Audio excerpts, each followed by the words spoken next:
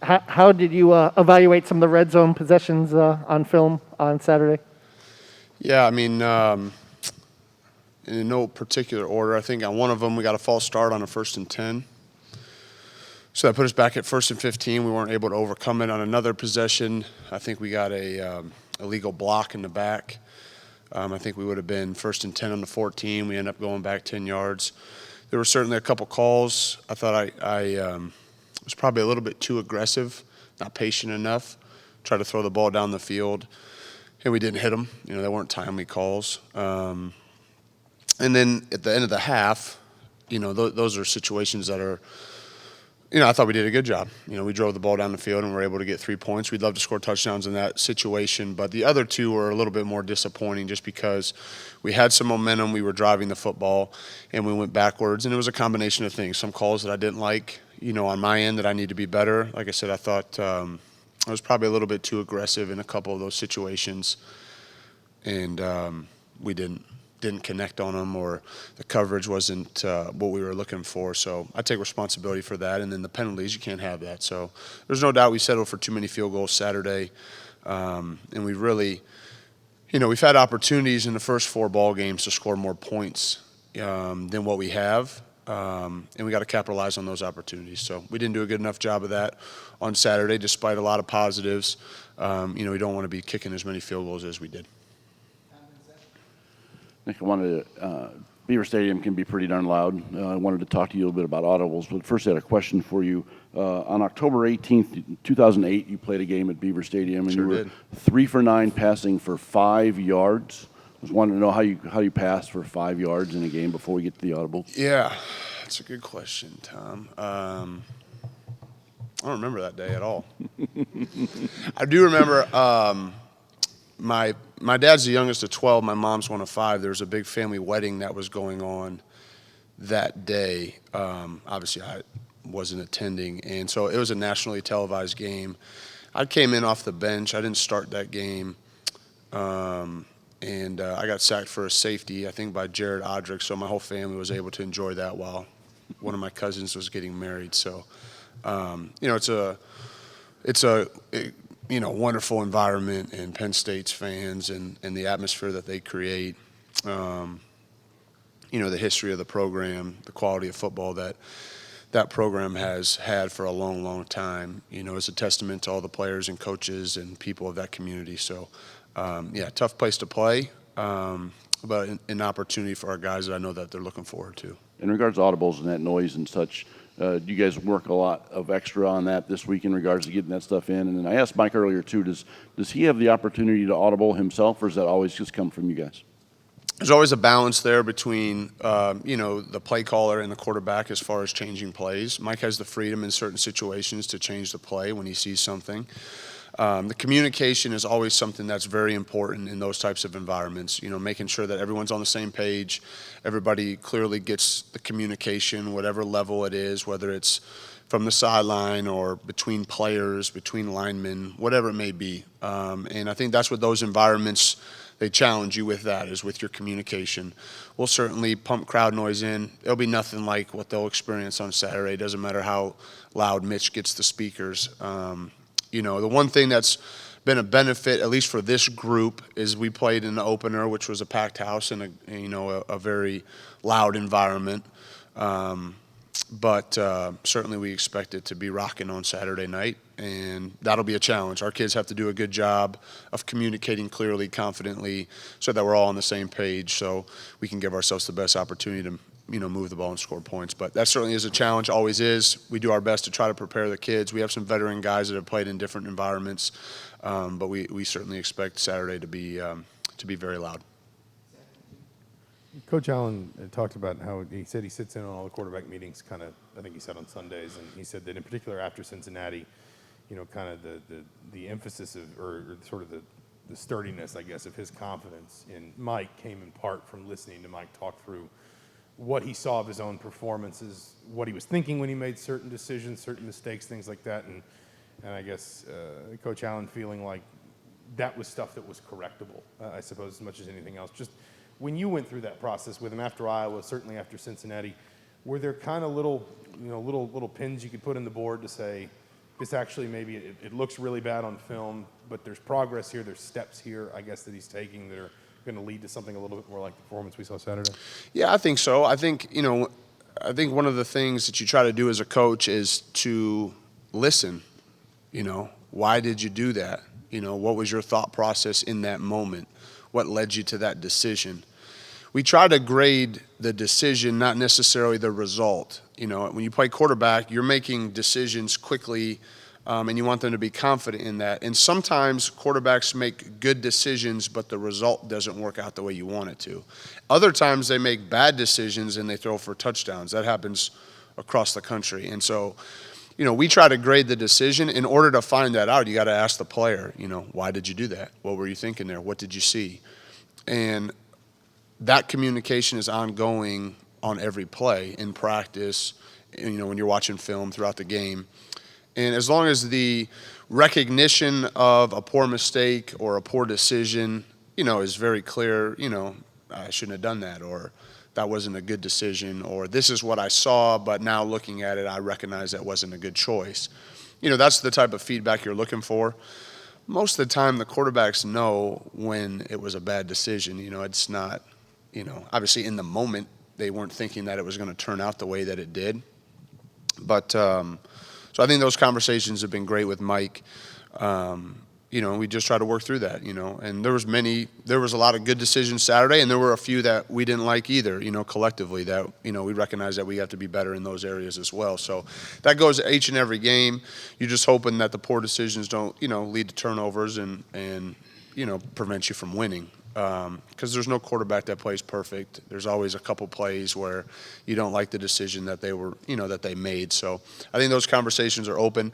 I think we try to do our best job to listen to the player. They give you a really good insight into what they saw. And if they're seeing something that they shouldn't, if they're looking at things that they shouldn't, if their eye discipline's not where you want it to be, if they're not focusing on the right defender or offensive player or whatever their key may be, you got to make sure you teach that and coach that better. So I think the open communication is important, not just for the quarterback, but for all positions. Nick, last week you talked about getting Michael a lot more comfortable and in a rhythm, and he looked very much like that this week. A big leap. One thing missing from the offensive yet is still the downfield threat. It does not seem to be close to getting there yet, which is going to be needed as you get into conference play. Where are you feeling as confidence-wise on making that come to reality? I think there were some opportunities in the game Saturday where we did try to push the ball down the field, and the ball just ended up not getting there. The defense played on top of the cover of the routes. Peyton Hendershot had a nice intermediate route. We have deep options on those types of plays. So sometimes the coverages, they're playing off of you. They're not allowing you to run behind them. When there are opportunities to do that, we got to hit on them. There's no doubt.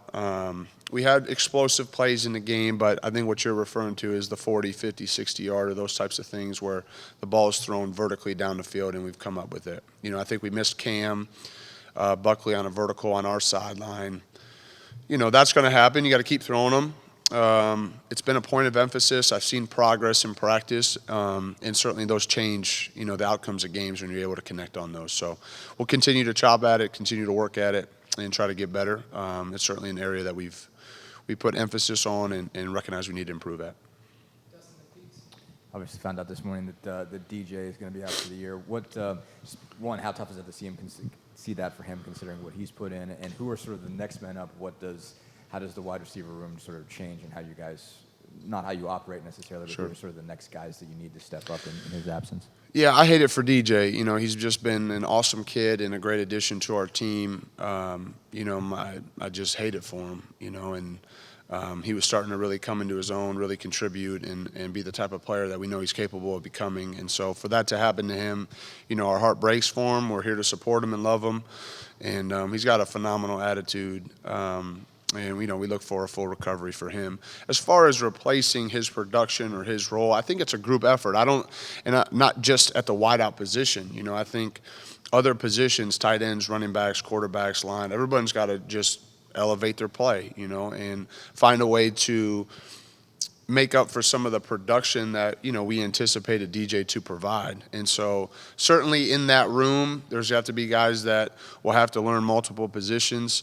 I give Ty Freifogel a ton of credit. He basically played a position Saturday night that he didn't play all week in practice. When DJ was unavailable, Ty went right in and played, our slot receiver and did phenomenal. And so, other guys had to step up. Jacoby Hewitt had some big catches. I think Cam Buckley's right on the brink of, breaking out and having some really big plays. So, all those guys are going to have to elevate their play and step up and play a bigger role, but also the other position groups as well. So it's got to be a group effort, and I think everybody's excited about that while we're, heartbroken for DJ and hate it for him.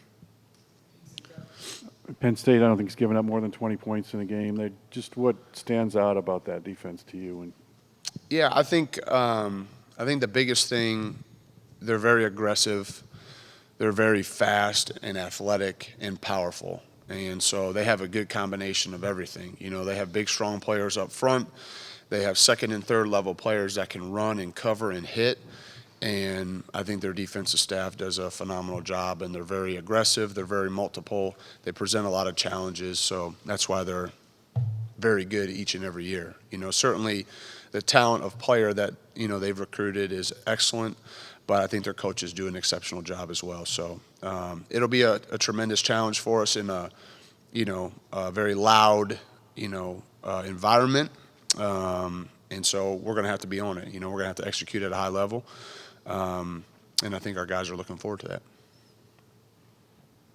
Yeah, I was going to ask about the pass rush aspect of it. I mean, just how does that alter what you guys do and what kind of impetus does that put on the offensive line? Because, they traditionally, with the pressure they traditionally bring. It's a big challenge. There's no doubt. You reference about throwing the ball down the field. The longer the routes take to develop, the longer the quarterback has to hold onto the ball. And so there's always a fine balance, of that. Our guys up front recognize the challenge, that they'll face on Saturday, but that's collective as well. Quarterbacks making the right checks, the running backs blocking the right people, wideouts getting open and creating separation at the right time so the quarterback can play with anticipation, knowing where guys are going to be. So, it always starts up front. This game is always a line of scrimmage game, and so the ability to block people, both in the run game and in the pass game, will be critical. The ability to create explosive plays. In order to do that, you got to give the quarterback some time to be able to do that, to be able to set his feet and throw the ball down the field. And so you can't just have one type of protection scheme. You can't just have one launch point. You have to do multiple things to try to keep them off balance. And you got to run the ball effectively and throw the ball efficiently so you're not in 3rd and 12 the whole night. They would love that. So it's a challenge. They do a great job up front, a lot of movement, a lot of pressure. Really good players, so they do a great job, and they have our full attention. There's no doubt as far as the quality of players that they have and the great job that their staff does.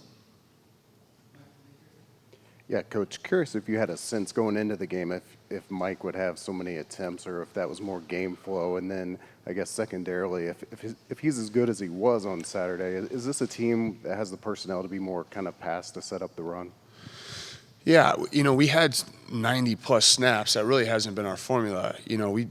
We did our best to try to, score on 14 and 15-play drives. If we could just score, on 4 or 6-play drives, that would be a lot, better. But we certainly like to, use all the calls on the call sheet to get there. So it just kind of happened that way. We had 90-plus snaps in the game. We had 38 minutes of time of possession. We had 35 first downs. It's not normal. So I think usually if you look at the distribution, we're probably in the 40s throwing the ball and somewhere in the 30s running the ball. That usually gets us in the mid-70s. But just because of the nature of the game on Saturday, I thought Mike was throwing it well and seeing it well. The guys were getting open. There were opportunities to throw the ball. There's a lot of people in the box, so sometimes that makes it more challenging to run it. So I wouldn't say that we went into the game thinking we were going to throw it 50-plus times. I also didn't know if we'd have 90-plus snaps. It just kind of worked out that way. So, traditionally here we've always been, a little bit more lean towards throwing the ball than running it. And sometimes the game dictates that, just how they're playing you, what they're allowing you to do. This league is very strong and stout against the run, always has been. There's a commitment to it, defensively with the coaches that you go against. And so you got to be able to do both, but also not be stubborn and just try to run the ball when, they got more people in there than you do. So we like to be balanced, but we also, recognize what we're going against and try to give our guys the best chance to be successful. Coach, I apologize for just the bluntness of this question, but in your first 2 matchups against top 10 teams, fingers were pointed pretty much out the offense for the lack of execution in both of those. I guess when you're getting ready for your third one here, what do you say to fans and critics alike who still don't believe in this offense's ability to execute and win games for this team? Yeah, we have to prove it. It really doesn't matter what we say. We get opportunity to go out there, and we have to prove it. I thought in the first game, there was we didn't do anything well enough. I thought in the game against Cincinnati, we did a lot of things well. We just had some errors that cost us, and I have no objection, argument. Take full ownership and responsibility for that. And looking forward to the opportunity to get back on the grass Saturday night against our third top 10 team in the first 5 games. So, it's a tremendous challenge, and we got to do our part. There's no doubt about it. Forgive me, this is a horribly niche question, but you were talking earlier about Mike's sort of freedom to check at the line when he thinks it's necessary. You guys had some productive running plays in sort of longer down and distance situations. I think a couple, maybe 3rd and long runs, including a draw against kind of a heavy blitz. I don't know if you're willing to share. Basically, was that a play call? Was that something Mike saw? But between sort of what you're seeing and what he's seeing, is that something that basically you don't mind going to even in a long situation? It just depends on the situation, without getting into too much detail, Zach, on that. It just depends on, yeah. So it just depends on the situation, the types of coverages and fronts that you're getting and what you feel gives you the best chance to try to convert and get a first down. So, I'd rather not get into too much detail on that. Okay, thanks, guys.